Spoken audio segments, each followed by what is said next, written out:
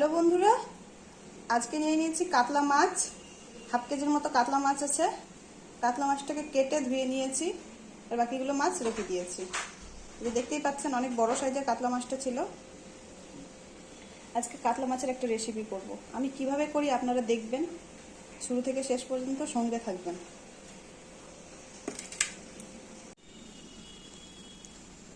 মাছগুলোতে লবণ হলুদ মেখে নিব।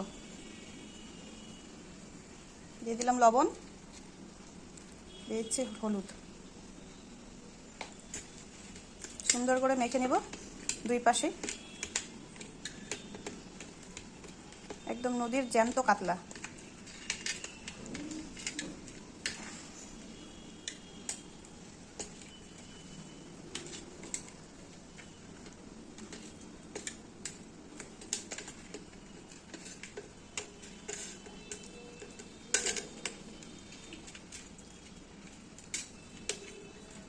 দেখুন কত সুন্দর করে মেখে নিলাম দুই পাশে। এখন মাছগুলো ভেজে নেব। এই যে কড়াই গরম হয়ে গেছে। কড়াইটা খুব গরম করতে হবে মাছ ভাজবার জন্য। তেল গরম হয়ে গেছে। এখন এক এক করে মাছগুলো ভেজে নেব। দেখতে পাচ্ছেন কত গরম হয়েছে। এইরকমই গরম করতে হবে, তাহলেই মাছ ভাজাটা সুন্দর হয়। এক এক করে মাছগুলো ছেড়ে দিচ্ছি।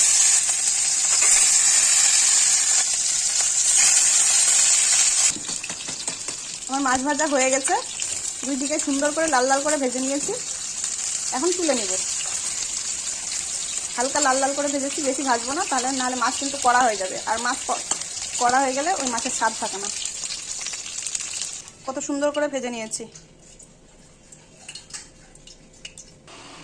মাছ ভাজা তেলের মধ্যে একটা গোটা শুকনো লঙ্কা ফোড়ন দিয়ে দিলাম।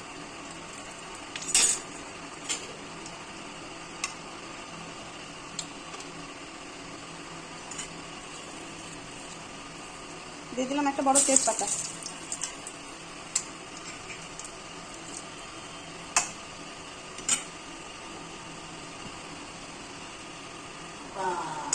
এখন পেঁয়াজ বাটাটা দিয়ে দিচ্ছি।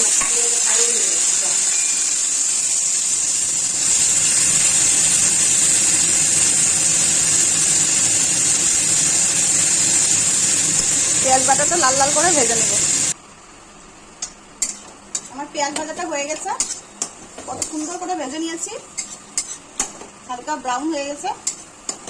ঠিক এইভাবে পেঁয়াজটা ভাজতে হবে। এখন মশলায় নিয়েছি আদা, জিরে, ধনে, শুকনো লঙ্কা। এটা এখন দিয়ে দিব।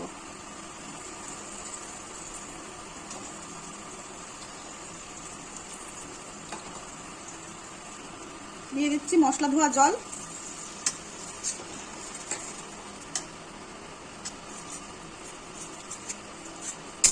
মশলা দিয়ে সুন্দর করে কষে নেব। দিয়ে দিব এখন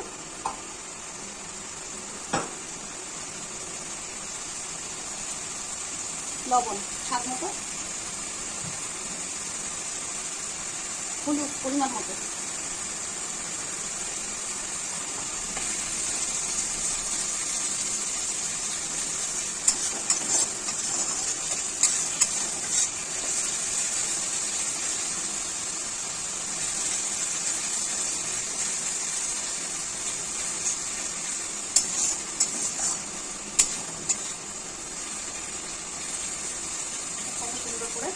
কালারটা দেখুন কত সুন্দর আসছে, আরো সুন্দর হবে। বন্ধুরা, মশলা থেকে অল্প অল্প করে তেল ছাড়ছে।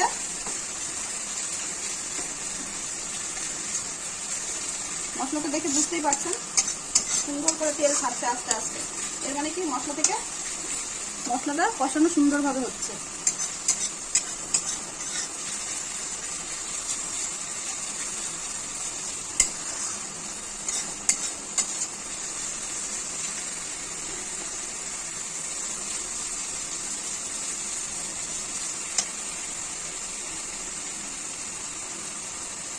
এখন দিয়ে দিচ্ছি রসুন বাটা। রসুন বাটাটা পরে দেওয়ার চেষ্টা করবেন, এতে খুব সুন্দর রসুনের একটা ঘ্রাণ আসে। আগে দিলে কিন্তু ওই সেন্টটা পাওয়া যায় না।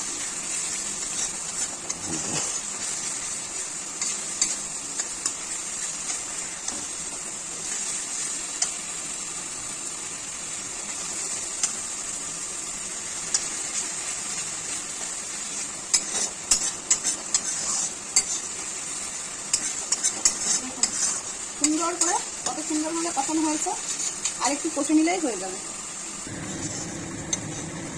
মশলাটা যে সুন্দরভাবে কষানো হয়েছে দেখেই বুঝতে পারছেন যে কড়াই থেকে সুন্দরভাবে নড়ে যাচ্ছে, কোনো জোর খাটাতে হচ্ছে না, কড়াইয়ের তলায় একটুও লেগেও যায়নি। এটাই বুঝতে পারবেন যে মশলা সুন্দরভাবে কষানো হয়েছে। আর মশলা সুন্দরভাবে কষানো হলে মাছ হোক মাংস হোক ওর টেস্টই আলাদা হয়। সব তো মশলার উপর নির্ভর করে কীভাবে মশলাটাকে কষানো হয়েছে।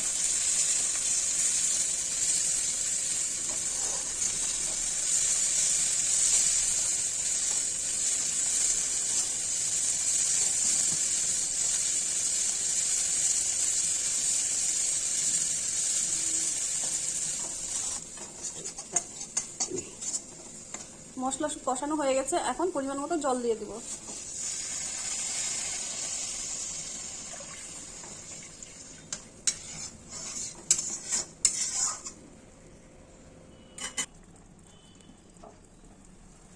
আমার মাছের ঝোল ফুটে উঠেছে,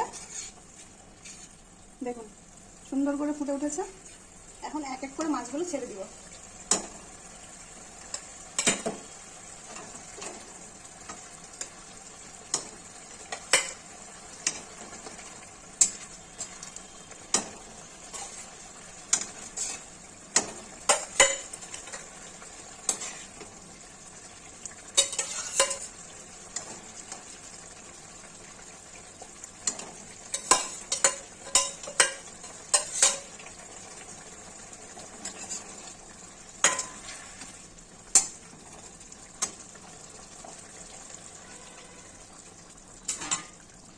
দুই মিনিটের জন্য ঢেকে দিলাম। গরম মশলা, এদিকে গরম মশলা পিষে নিব। নিয়েছি 3টে এলাচ, অল্প দারচিনি, 2টো লবঙ্গ, যথেষ্ট। এখন এগুলো পিষে নিব, সাথে বেটে নিব।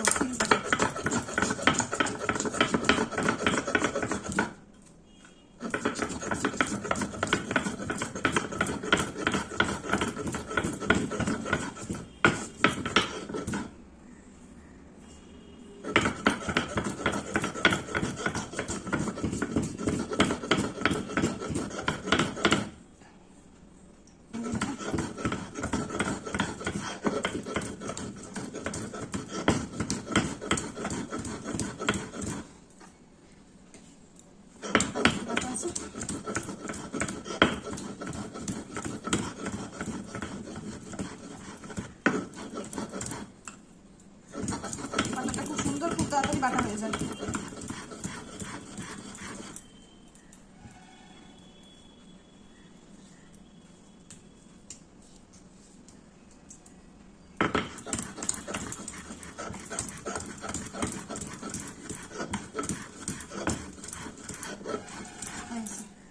আমার বন্ধুরা গরম মশলা বাটা হয়ে গেল। এখন সাথে সাথে এই বাটা মশলাটা দিয়ে দেব মাছের ঝোলে।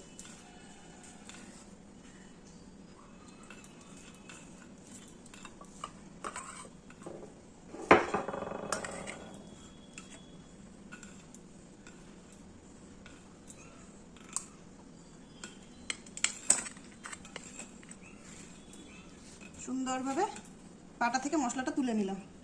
পাটায় আর একটুও মশলা নেই। এখন এই বাটা মশলাটা দিয়ে দিব। এদিকে ঢাকনাটা তুলে দেখি, দেখুন একদম পুরো মাছ থেকে তেল ছেড়ে দিয়েছে। এখন এই সময় এই গরম মশলা বাটাটা দিয়ে দিলাম।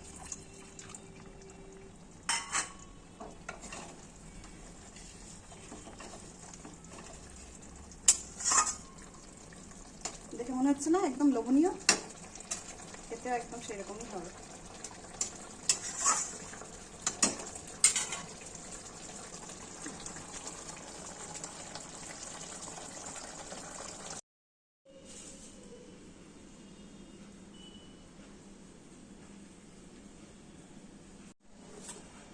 কাতলা মাছের রেসিপিটা আমার হয়ে গেছে, আপনারা দেখলেন আমি কিভাবে করলাম। এইভাবে একবার অবশ্যই করে দেখবেন, দুর্দান্ত হয় খেতে। আমি একটু টেস্ট করে দেখলাম, সত্যিই খুব সুন্দর হয়েছে। আমাদের সাথে থাকবেন, লাইক করবেন, শেয়ার করবেন, সাবস্ক্রাইব করবেন আর চ্যানেলটাকে এগিয়ে দেওয়ার চেষ্টা করবেন।